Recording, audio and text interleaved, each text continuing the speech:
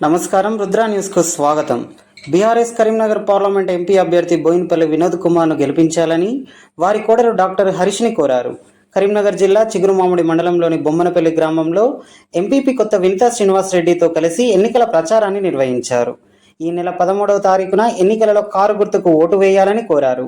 ఈ సందర్భంగా వారు మాట్లాడుతూ వినోద్ కుమార్ పార్లమెంటులో ప్రజా సమస్యల మీద ఎంతగానో పోరాటం చేశారని అన్నారు. 3,400 కోట్ల రూపాయలతో Kothapalli, Manoharabad railway line, smart city, ప్రసూతి హాస్పిటల్, వైద్యం, కొండగట్టుకు 300 ఎకరాల భూమిని కేటాయించారని తెలిపారు. రాష్ట్ర మాజీ ప్రణాళిక సంఘం ఉపాధ్యక్షుడిగా అనేక సేవలు అందించారని అన్నారు.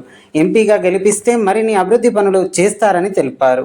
ఈ కార్యక్రమంలో ఎంపీటీసీ మిట్టపల్లి మల్లేశం, మాజీ ఎంపీటీసీ కత్తుల రమేష్, మాజీ ఉప సర్పంచ్ పెండల శారదా సదానందం, దరిపల్లి సంపత్, కత్తుల ప్రశాంత్, కొంకట వెంకటస్వామి, తాళ్ల ప్రవీణ, చట్ల సరవ్వ, గంట సారయ్య, కార్యకర్తలు, మహిళలు తదితరులు పాల్గొన్నారు.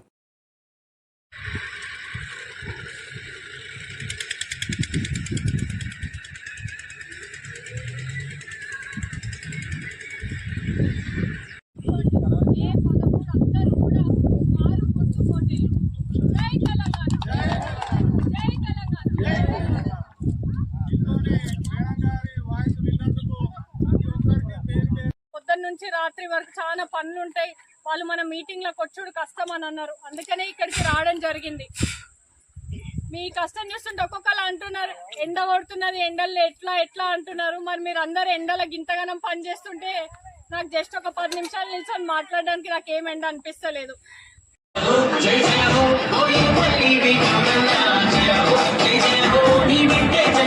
ఆ గుర్తింపు మనకు ఉంది.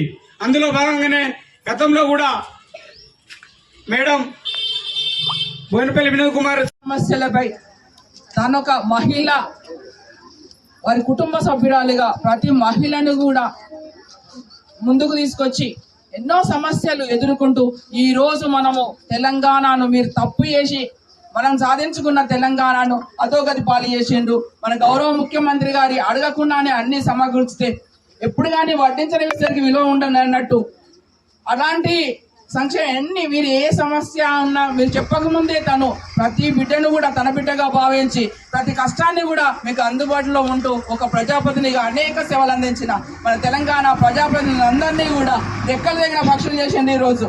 మరి ఇప్పుడు మనము ఆ తప్పు చేయకుండా మనము మరొక్కసారి మన వినోదన్నకు మనం గెలుపునిచ్చి ప్రతి సమస్యపై మీకు అండగా ఉంటా అని తెలిపేందుకే ఆ సారు కుటుంబ సభ్యురాలుగా హర్షిని మేడం మన ముందుకు రావడం జరిగింది. మనం సార్ గెలిచిన తర్వాత మనం విజయయాత్ర కూడా ఇక్కడి నుంచే స్టార్ట్ చేస్తామని తను చెప్పడం జరిగింది. మన మండలం నుంచే మీరందరూ కూడా మరొకసారి వినోదన్న గెలుపు కోసం కృషి చేయాలని అబద్ధపు మాటలు నమ్మి ఇప్పటికే మోసపోయిండు. అలాంటి వాటిని పక్కకు పెట్టి మనం ఎప్పుడూ కూడా సర్ది తిన్న రేవు తెలిస్తే అన్నం పుడుతుందని చెప్పి మన పల్లె సామెతల్లో ఒకటిగా మనము చెప్పుకుంటూ ఉంటాము.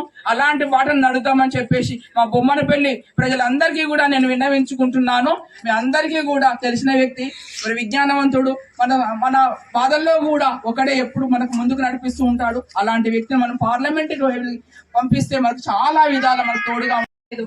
ఇది వరకు ఎప్పుడు కూడా ఏ నాయకుడికి కూడా ప్రచారం చేసింది లేదు. ఇప్పుడు బోయినపల్లి వినోద్ కుమార్ గారు నాకు మామయ్య అయినప్పటికీ కూడా కేవలం మామయ్య అనే దాంతోని కాదు, వారికి నేను ఒక గొప్ప అభిమాని. ఎందుకంటే వారు పొద్దున లేస్తే పొద్దున 6 గంటల నుంచి రాత్రి 10, 11 అయినప్పటికీ కూడా ఇంటి నిండా జనాలే ఉంటారు. జనాలతో ఉండే ఒక నాయకుడు, అట్లాంటి ఒక గొప్ప నాయకుడు సమయస్ఫూర్తి, సత్సంబంధాలు మరియు స్టూడెంట్ స్టేజ్ నుంచి కూడా ఉద్యమంలో ఉండి తెలంగాణ కోసం పోరాడి తెలంగాణ బాగోగులు కోరుకునే నాయకులు తెలంగాణకు అవసరం. కాబట్టి వారి గురించి ప్రచారం చేయడం చాలా ఉన్నతమైనది, ఉచితమైనది అని చెప్పి ఇవాళ ప్రచారంలోకి రావడం జరిగింది. అయితే ఎక్కడ ఏ ఊరికి పోయినా ఇప్పటికీ 40 ఊర్లకు పైగా ప్రచారం చేస్తే ఎక్కడ పోయినా కానీ అందరూ కూడా చాలా ప్రేమని, అభిమానాన్ని ఇస్తున్నారు, చాలా గౌరవాన్ని ఇస్తున్నారు. బెస్ట్ పార్లమెంటేరియన్ అంటే రెండో స్థానం గెలుచుకున్నారు వారు, బెస్ట్ పార్లమెంటేరియన్ అని. ఇంత అచీవ్మెంట్ కూడా వారికి ఉంది. ఇక ముందు పార్లమెంట్కి వెళ్తే కూడా వారు కొన్ని పనులు చేస్తానని హామీ కూడా ఇచ్చారు. రైతన్నలకి ఫుడ్ ప్రాసెసింగ్ యూనిట్స్ కానివ్వండి, ఇండస్ట్రీస్ కానివ్వండి, ఉద్యోగ అవకాశాలు కానివ్వండి, విద్య వైద్య సేవలు కానివ్వండి, ఇవన్నీ కూడా వారు ఒక పార్లమెంటేరియన్ లాగా సెంట్రల్ నుంచి వచ్చే ప్రతి స్కీమ్ ని కూడా వారు ప్రతి ఊరుకు అందేలాగా చూస్తానని అదొక మాట ఇవ్వడం జరిగింది. అయితే వారు అంటే ఒక చిన్న స్థాయి లీడర్ దగ్గర నుంచి కార్యకర్త నుంచి మొదలు పెడితే ప్రతి లీడర్, మండల స్థాయి లీడర్ కానివ్వండి, జిల్లా స్థాయి లీడర్ కానివ్వండి, ప్రతి ఒక్కరితో పర్సనల్ గా టచ్లుండి ప్రజల కష్టాలని వారే తెలుసుకొని స్వయంగా పార్లమెంట్ లో మాట్లాడతా అని కూడా స్వాగతం పలికి మెజార్టీ ఓట్లు ఇచ్చినాం. ముఖ్యంగా ఈ యొక్క ఎలక్షన్లలో చెప్పుకునేది ఏంటిదంటే గత 4 మాసాల కింద ఎలక్షన్లు, అసెంబ్లీ ఎలక్షన్లలో అదే కొట్టిర్రు. రైతుకు 10,000 ఇస్తే 15,000 ఇస్తా అన్నారు, అదే కొట్టిర్రు. గ్యాస్ కు 500 ఇస్తా అన్నారు, ఉద్దర ఖాతా అది మన బ్యాంకులో ఇస్తా అంటున్నారు. ఇట్లా చెప్పుకుంటూ పోతే 420 హామీలు ఇచ్చి అధికారంలోకి వచ్చారు. రైతుకు 500 బోనస్. వచ్చినటువంటి మహిళా మనులందరికీ చేతులెత్తి దండం పెడుతున్నా. ఈరోజు మనకు తెలుసు, మనము గత 4 నెలల క్రితము మీరు ఓటేయడం వల్ల వాళ్ళు ప్రభుత్వం ఏర్పడింది.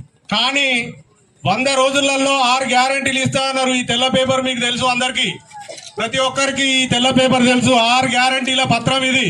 6 గ్యారంటీలు 100 రోజులలో ఇస్తామని హామీ ఇచ్చిర్రు. మహిళలకు 2,500, మన నౌకరి వాళ్ళకి ఎట్లాగో 1వ తారీఖు డబ్బులు ఏ విధంగా పడతాయో ఆ విధంగా టింగు టింగు టింగు అని పడతాయని హామీ ఇచ్చి మోసం చేసిర్రు. వృద్ధులకు 2,000